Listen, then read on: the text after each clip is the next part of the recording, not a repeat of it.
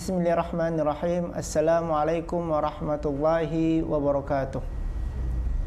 Alhamdulillahi wa kafa, wassalatu wassalamu ala al-mustafa wa ala alihi wa sahbihi ahlu sidqi wal wafa.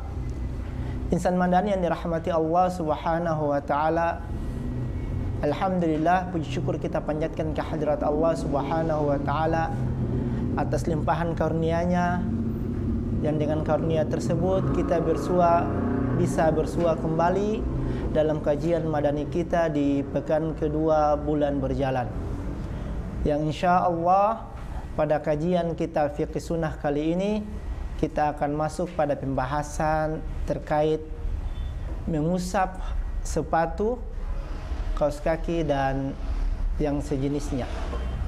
Salawat dan salam kita haturkan ke hariban junjungan kita Rasulullah Muhammad sallallahu alaihi wasallam. Semoga dengan salawat yang kita sampaikan kita bisa mendapatkan syafaat Rasulullah nantinya di hari kiamat.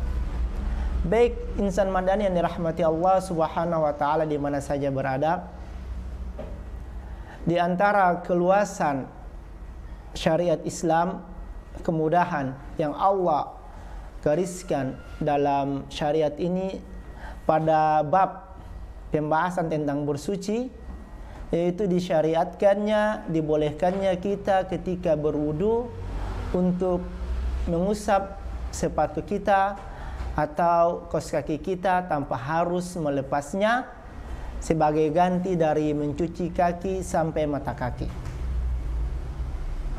Dalil disyariatkannya atau dibolehkannya seseorang itu mengusap sepatu itu berdasarkan hadis Rasulullah sallallahu alaihi wasallam.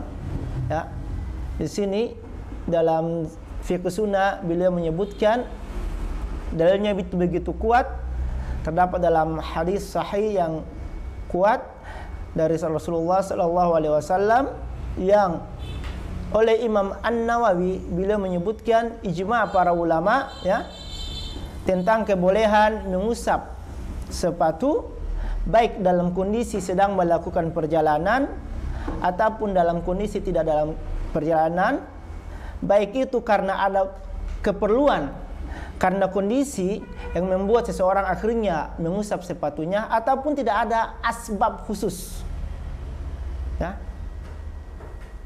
Baik dia berlangsung itu terus menerus, dan yang mengingkari tentang pensyariatan atau dibolehkannya seseorang ketika dalam bab wudu ya mengusap permukaan sepatunya atau kaos kakinya, itu yang mengingkari, yang tidak mengakuinya hanyalah Syiah dan Khawarij.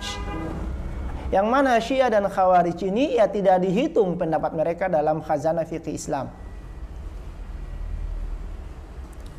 Dan Imam Ibn Hajar ya pensyarah Sahih Bukhari beliau menyebutkan pada kitab Fathul Bari, wa qad saraha jam'un minal huffaz ya, para hufaz ya, para ahli hadis ya secara tegas bersepakat tentang bi annal masha 'alal khuffaini mutawatirun.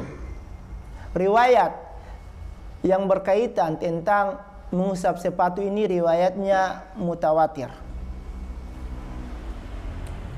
Hadisnya dan hadis yang paling kuat dalam bab ini yaitu hadis riwayat Ahmad, Bukhari dan Muslim, Abu Daud dan At-Tirmidzi dari Hammam An-Nakhai radhiyallahu anhu berkata, bala Jarir bin Abdullah thumma tawadda'a wa masaha ala khuffaihi. Jarir bin Abdullah itu buang air kecil. Setelah itu dia berwudu, lalu ketika hendak pada bagian mencuci kaki, ternyata dia tidak melepas sepatunya dan mengusap bagian atasnya. Faqila, kemudian Jarir bin Abdullah ini ditanya, taf'al hadza wa qad balta. Engkau melakukan hal ini ya, engkau mengusap sepatumu, permukaan sepatumu, dan padahal tadi engkau telah buang air kecil yang menunjukkan batalnya wudumu. Jadi seolah-olah apa yang dilakukan oleh Jarir bin Abdullah ini salah ya. Lalu dia mengatakan, Jarir bin Abdullah mengatakan, "Na'am, iya saya melakukannya." Kenapa? Ra'aitu Rasulullah sallallahu alaihi wasallam, karena saya pernah melihat Rasulullah sallallahu alaihi wasallam bala thumma tawadda'a. Beliau buang air kecil, setelah itu beliau berwudu, wa masa ala khuffaihi, dan ternyata beliau mengusap permukaan sepatunya. Jadi ini yang menjadi dalil Jarir pun melakukan hal yang tersebut. Dan Ibrahim berkata, "Fakana yu'jibuhum hadzal hadis." Hadis ini menjadi yang paling kuat dan yang mengherankan mereka adalah karena Jarir itu dia masuk Islam ba'da nuzulil Maidah. Setelah turunnya surat Al-Maidah bagian terakhir ya. Ayat-ayat terakhir di surah yang turun kepada Rasulullah. Dalam beberapa pendapat para ulama terkait ayat-ayat terakhir, ada yang menyebutkan surat Al-Maidah ayat ketiga itu ayat terakhir. Ya. Dan Jarir ini masuk Islam setelah turunnya surat itu. Berarti dia termasuk mutaakhirin, orang-orang yang terakhir masuk Islam. Ya. Disebutkan dia masuk Islam pada tahun ke-10 Hijriah, fase terakhir kehidupan Rasulullah. Rasulullah berdakwah di Madinah itu sampai selama 10 tahun, sampai tahun ke-10 Hijriah. Berarti fase terakhir kehidupan Rasulullah SAW. Masuk Islam setelah turunnya ayat tentang wudu. Yang kita sudah tahu, ayat tentang wudu itu pada Al-Maidah ayat yang ke-6, ya, ayat tentang wudu itu disebutkan bahwa ketika seseorang berwudu itu dia mencuci kaki sampai mata kaki, bukan mengusap permukaan sepatu. Jadi apa yang dilakukan oleh Jarir berdasarkan penglihatannya terhadap perbuatan Rasulullah sallallahu alaihi wasallam, hal itu menjadi bukti kuat tentang bolehnya seseorang itu dalam ketika dia berwudu, dia tidak mencuci kakinya namun mengusap sepatunya. Jadi ketika mau wudu tidak lagi perlu melepas sepatu, tidak perlu lagi melepas kaos kaki, cukup ya mengusap permukaan sepatunya saja. Karena apa tadi? Kejadian ini, aktivitas ini dilakukan setelah turunnya ayat tentang wudu di surat Al-Maidah. Ya, jika seandainya aktivitas ini dilakukan sebelum turunnya surat Al-Maidah ayat 6, berarti aktivitas ini terhapus.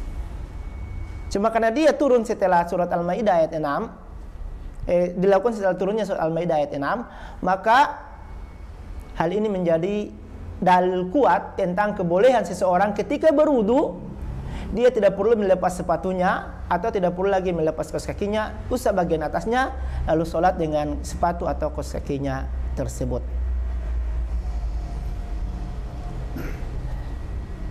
Lalu selain karena sepatu dia berbeda dengan kaos kaki, sehingga perlu juga ditambahkan pembahasan terkait kebolehan mengusap kaos kaki. Di sini disebutkan beberapa banyak riwayat yang menyebutkan tentang kebolehan mengusap kaos kaki. Riwayat dari sekian banyak sahabat. Abu Daud menyebutkannya, waqala Abu Daud, yang melakukan aktivitas ini mengusap kaos kaki adalah Ali bin Abi Thalib. Kemudian Ibnu Mas'ud, Al-Barra bin Azib, Anas bin Malik, Abu Umamah, Sal bin Sa'ad, Amr bin Harith, dan juga diriwayatkan dari Umar bin Khattab, Ibnu Abbas. Ya, ini termasuk kibar sahabat, ya, sahabat-sahabat senior. Mereka tadi itu juga melakukan aktivitas mengusap permukaan kaos kaki. Ya, jadi prinsipnya adalah dalam beribadah kita perlu kehati-hatian dalam beribadah. Jangan melakukan sesuatu tanpa ada dalil yang menunjukkan kebolehan sesuatu tersebut. Sebab dalam kaidah usul disebutkan al-aslu fil ibadah at-tahrim atau al-haram. Hukum asal ibadah itu adalah haram. Ketika ada dalil yang menyebutkan dia boleh, baru boleh. Nah, pada pembahasan ini tentang mengusap sepatu itu dalilnya jelas. Sedangkan antara sepatu dengan kaos kaki itu berbeda secara fungsi dan bentuk. Sehingga tidak otomatis ketika dibolehkannya itu mengusap permukaan sepatu menjadi dalil dibolehkannya mengusap kaos kaki. Permukaan kaos kaki. Lalu kenapa ada orang yang mengusap kaos kaki juga? Karena ternyata tadi itu hal itu juga dilakukan oleh para sahabat yang telah disebutkan tadi. Dan juga ada riwayat dari Ammar, kemudian Bilal bin Abdullah bin Abi Aufa dan Ibnu Umar. Dan dalam Tahzib As-Sunan yang ditulis oleh Imam Al-Qayyim dari Ibnu Al-Mundhir disebutkan Imam Ahmad termasuk orang-orang yang membolehkan mengusap kaos kaki.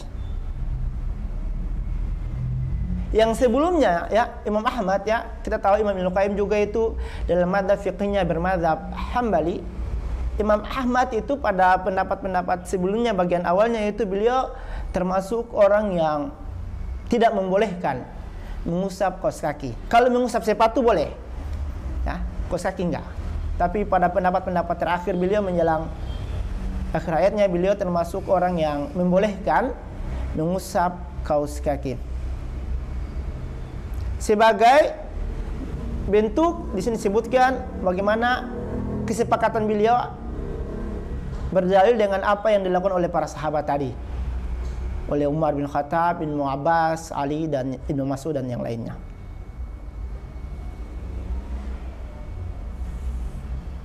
Kenapa? Dan dalam konteks qiyas ya, dalam konteks qiyas tidak ada perbedaan yang terlalu mencolok antara sepatu dan kaos kaki. Sehingga dalam konteks qiyas di sini disebutkan ketika boleh mengusap sepatu, permukaan sepatu, maka otomatis boleh juga mengusap kaos kaki. Dan ini adalah pendapat mayoritas ulama sebagaimana yang ditulis dalam fikih sunnah ini. Yang membolehkannya adalah, yaitu pertama dari kalangan tabi'in ada Sufyan Ats-Tsauri, Ibnu Al-Mubarak, Atta, Hasan Al-Basri, Sa'id Ibnu Al-Musayyib. Dan Abu Yusuf dan Muhammad berkata, yajuzul masu alaihima idza kana thakhinain. Untuk kaos kaki disyaratkan bahwa kaos kaki tersebut itu tebal, tidak tipis pada bagian bawahnya. Lalu Abu Hanifah ya, Imam Abu Yusuf ini adalah muridnya Imam Abu Hanifah yang mengembangkan mazhab Hanafiyah. Nah, muridnya tadi itu Abu Yusuf ya berpendapat bahwa untuk kaos kaki syaratnya itu kaos kaki tersebut pada bagian bawahnya harus tebal. Dia harus tebal. Kalau tipis, agak tipis dia tidak bisa. Nah, lalu Abu Hanifah di sini disebutkan wakan Abu Hanifah pertama melarang, tidak membolehkan la yajuzul mashu 'alal jawrabi ats-tsakhin. Tidak membolehkan. Tapi kemudian warajah ilal jawaz. Kemudian beliau membolehkan. Jadi pendapat awalnya beliau tidak membolehkan mengusap kaos kaki, tapi kemudian beliau membolehkan. Wa qila qabla mautihi bi thalath ayyam aw bi sab'ah. Ini pendapat beliau Imam Abu Hanifah sebelum kematian beliau 3 hari 10 atau 7 hari menjelang kematian Imam Abu Hanifah. Dan beliau melakukan hal itu terhadap orang yang mengunjungi beliau. Beliau mengatakan, fa'altu ma kuntu anha anhu. Saya melakukan sesuatu yang sebelumnya itu saya larang. Ya, mengusap kaos kaki. Saya sebelumnya itu melarangnya dan sekarang saya melakukan hal yang saya larang tersebut.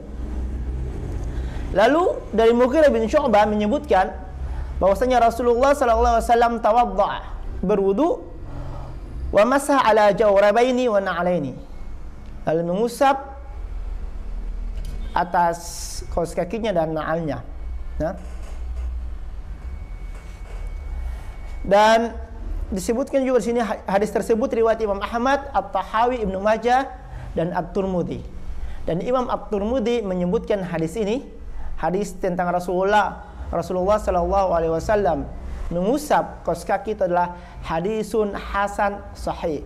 Hadis hasan sahih, dan hadis ini didhaifkan oleh Abu Daud. Lalu selain sebagaimana ya dibolehkan mengusap ketika seseorang itu berwudu, mengusap permukaan sepatunya atau kaus kakinya, maka mengusap perban ya, itu jauh lebih boleh. Jadi ketika misalnya ada seseorang sakit ya, kecelakaan atau apa, lalu bagian kakinya diperban atau nanti bagian tangannya diperban, yang ini masuk pada bagian anggota wudu ya. Tangan, kaki itu adalah anggota wudu yang wajib dibersihkan, wajib kena air.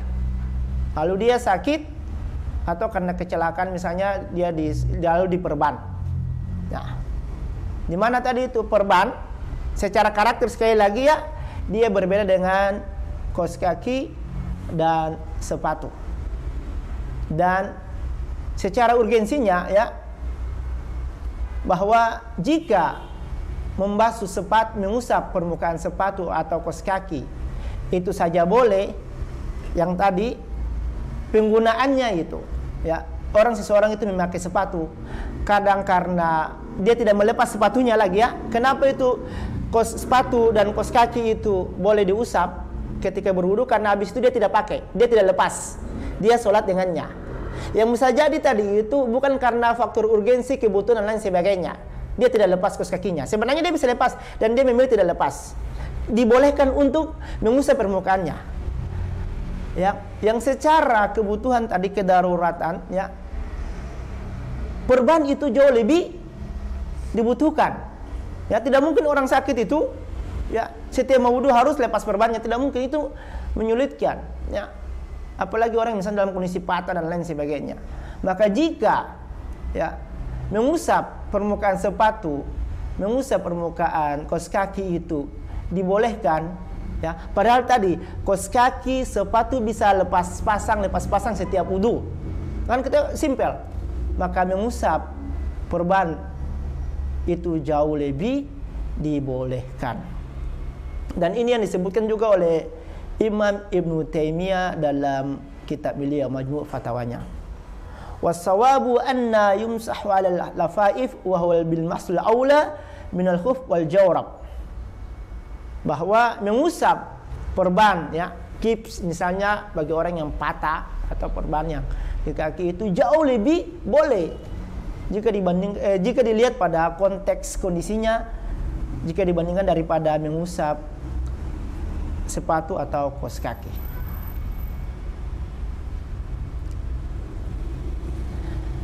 Dan insan madani yang dirahmati Allah Subhanahu wa taala, ada hal-hal yang harus diperhatikan, ada syarat-syarat yang harus dipenuhi ketika yang membuat seseorang itu boleh mengusap sepatu atau kaos kaki. Yaitu yang pertama, ishtaratu li jawazil mahsi an yalbisal khuf wa ma fihi ma'nahu min kulli satirin 'ala al-wudu. Syarat pertama ya, bahwa sepatu tersebut sudah dipakai dalam kondisi suci berwudu. Jadi pertama ya, kita berwudu sebagaimana wudu sempurna mau sholat, cuci tangan semua sampai kaki, habis itu pakai sepatu atau pakai kaos kaki. Nah, ketika mau wudu yang berikutnya, misalnya mau sholat, sekarang kita sebelum sholat asar ya, wudu lalu pakai kaos kaki. Habis itu sholat asar dengan menggunakan kaos kaki tadi. Nanti ketika mau sholat maghrib misalnya, wudu kita batal. Nah, kita boleh pada waktu wudu untuk sholat maghrib itu dengan cara tidak perlu membuka kaos kaki kita ya, kita pakai usap bagian permukaan atasnya saja, dengan syarat tadi itu dipakai dalam kondisi suci. Kita sudah wudu dulu baru kita pakai kaos kaki. Kalau pakai kaos kaki belum wudu, ketika mau wudu tidak bisa, harus buka kaos kakinya, wudu sebagaimana wudu biasanya. Jadi syarat pertamanya itu, kaos kaki tersebut, sepatu tersebut atau kaos kaki tersebut dipakai dalam kondisi sudah suci, sudah setelah berwudu. Berdasarkan hadis Mughirah bin Syu'bah berkata, kuntu ma'an Nabi sallallahu alaihi wasallam dzata laila. Saya pernah bersama Nabi Muhammad sallallahu alaihi wasallam di suatu malam. Fi masiratin, dalam sebuah perjalanan. Fa afragtu alaihi min al-idawah. Kemudian saya menuangkannya air satu gayung untuk membantu Rasulullah berwudu. Faghasala wajha. Jadi Rasulullah berwudu dengan dibantu oleh Mughirah bin Syu'bah. Ambil air Mughirah, ambil gayung, satu gayung air, ya. Kemudian tuangkan ke Rasulullah wudu dengannya, mencuci wajahnya. Lalu sampai pada wudu sebagaimana biasa, mencuci wajah, kemudian membasuh kepala. Lalu ketika hendak mencuci kaki, Syu'bah bin Mughirah ini menunduk li'anziya khufai, untuk membuka sepatunya Rasul. Ya, dia tunduk, dia duduk untuk mau membuka sepatunya Rasulullah SAW karena masih dipakai. Karena dalam pandangan Syu'bah bin Mughirah tadi kan kaki juga harus dibersihkan, dicuci ketika wudu. Ketika dia mau melepas sepatunya Rasulullah SAW, Rasulullah bersabda, da'huma, biarkan, jangan dilepas sepatunya itu. Fa ini udah adakhaltuhuma tahirataini. Karena sesungguhnya ketika saya memakainya itu dalam kondisi suci. Berarti kemudian famasah alaihima, setelah itu Rasulullah mengusap permukaannya. Berarti syaratnya adalah sepatu tersebut harus dipakai dalam kondisi suci. Bukan kita belum dalam kondisi hadas lalu kita pakai sepatu. Habis itu kita mau wudu, usap bagian atasnya, tidak bisa.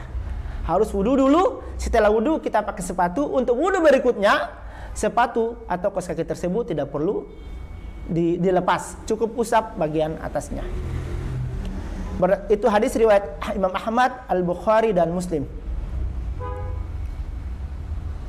Berdasarkan hadis yang lain juga, ya, ketika Rasulullah ditanya tentang mengusap sepatu, beliau menyebutkan, na'am, idza udkhilahuma wa huma tahiratan, jika dipakai dalam kondisi suci. Lalu di sini ya Syekh Said Sabiq menambahkan, adapun disyaratkan oleh sebagian fuqaha bahwa sepatu tersebut la budda an yakuna satiran li mahallil fard. Dia harus menutup seluruh permukaan anggota yang wajib wudu.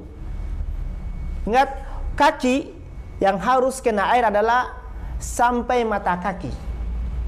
Ya, maka sebagian fuqaha itu mensyaratkan sepatu yang boleh diusap permukaannya atau kaos kaki yang boleh diusap permukaannya adalah sepatu yang dia menutup sampai mata kaki. Jika sepatunya tidak menutup sampai mata kaki, misalnya kita pakai sepatu atau kaos kaki samnya di bawah mata kaki saja, tidak bisa.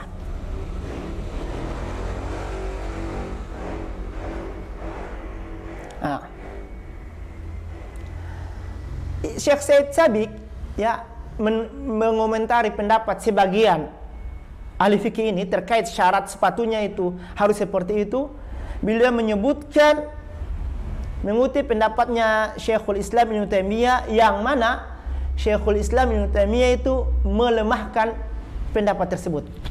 Artinya bahwa ketika kita pakai sepatu atau kaos kaki, meskipun sepatu tersebut atau kaos kaki tersebut tidak menutupi seluruh permukaan kaki yang harus kena wudu, ya, yaitu sampai mata kaki, ya, seperti sepatu-sepatu yang dipakai kebanyakan kita misalnya, ya, tidak sampai menutup mata kaki kita yang mana itu bagian wudu, dia pun boleh untuk diusap permukaannya tanpa harus dilepas ketika wudu. Jadi syaratnya cuma satu saja, ya, bahwa sepatu tersebut atau kaos kaki tersebut dipakai dalam kondisi sudah berwudu terlebih dahulu. Adapun harus menutupi mata kaki itu dilemahkan oleh Imam Ibnu Taimiyah. Lalu terakhir, insan mandani yang dirahmati Allah Subhanahu wa taala, bukan terakhir sekali sih, Ya. Bagian dari sepatu pada bagian manakah yang harus diusap? Ya. Al-mahallul masyru' fil masyi dhahrul khuf. Di hadis Al-Mughirah radhiyallahu anhu. Bagian sepatu yang diusap itu adalah bagian atasnya, permukaan atasnya. Ya, misalnya ini sepatu. Nah, ya. Misalnya ini sepatu, ya ini permukaannya, bukan bagian bawahnya, bukan sampingnya, bagian atasnya. Dan kita usap. Diusap 3 kali dengan air, ya. Berdasarkan hadis dari Mughirah radhiyallahu anhu, bahwasannya ra'aitu Rasulullah sallallahu alaihi wasallam, dia berkata, saya melihat Rasulullah sallallahu alaihi wasallam yamsau ala dhahril khuffaini, mengusap bagian atas sepatunya, kedua sepatunya. Hadis riwayat Ahmad, Abu Daud dan Imam At-Tirmidzi, dan Imam At-Tirmidzi menghasankannya. Lalu diperkuat lagi dengan pernyataan Ali radhiyallahu an. Ali berkata, jika seandainya beragama itu harus sejalan dengan logika berpikir, maka seharusnya yang diusap itu adalah bagian bawah sepatu. Kenapa? Yang kotor itu bagian bawah sepatu, bagian solnya itu yang kotor. Tapi kenapa justru yang diusap adalah bagian atasnya? Laqad ra'aitu, Ali menyebutkan, laqad ra'aitu Rasulullah sallam yamsa ala dhahri khuffai. Saya melihat Rasulullah itu mengusap bagian atasnya, bukan masih mengusap bagian bawahnya. Bahwa ibadah itu, ya, insan madani yang dirahmati Allah Subhanahu wa taala, ibadah yang bersifat taklifi, pembebanan, konsepnya adalah apa yang datang kepada Rasul, dari Rasul, itu yang kita kerjakan. Bukan kita pikir sesuai logika ataupun tidak. Karena ada prinsipnya dalam beribadah, itu apa yang diperintahkan oleh Allah dan Rasulnya, bukan apa yang harus selaras dengan logika pola pikir kita. Karena kalau agama itu harus tunduk pada akal, seharusnya pada bab mengusap sepatu, yang diusap itu adalah bagian bawahnya yang kotor. Yang kotor kan bagian bawah, bukan bagian atas. Tapi kenapa yang diusap itu adalah bagian atas? Nah,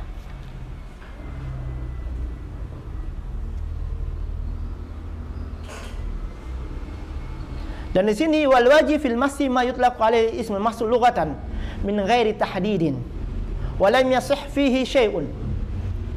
Jadi konteks mengusapnya itu, ya, pengertian mengusap secara bahasa. Usap adalah usap.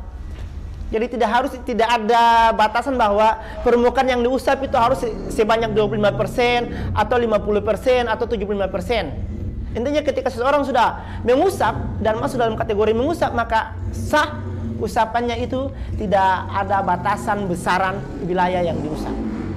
Nah, mungkin ini yang bisa kita kaji bersama pada pertemuan kali ini, terkait tentang bagaimana salah satu bagian dari syariat Islam yang menunjukkan kemudahan syariat ini, yaitu ketika seseorang berwudu, dia boleh tidak membuka, ya, dia tidak harus melepas sepatunya, tidak harus melepas kaos kakinya, dia cukup usap bagian atasnya saja, lalu sholat dengan sepatu atau kaos kaki tersebut. Lalu kapan batas waktu, lalu bagaimana caranya, dan hal-hal apakah yang membuat aktivitas tadi menjadi batal sehingga kita harus wudu sebagaimana wudu yang semestinya, harus mencuci kaki sampai mata kaki, harus melepas sepatu. Insya Allah kita akan bahas pada pertemuan berikutnya. Kita tutup pertemuan kita kali ini dengan membaca doa kafaratul majelis. Subhanakallahumma bihamdika asyhadu an la ilaha illa anta astaghfiruka wa atubu ilaik. Wassalamualaikum warahmatullahi wabarakatuh.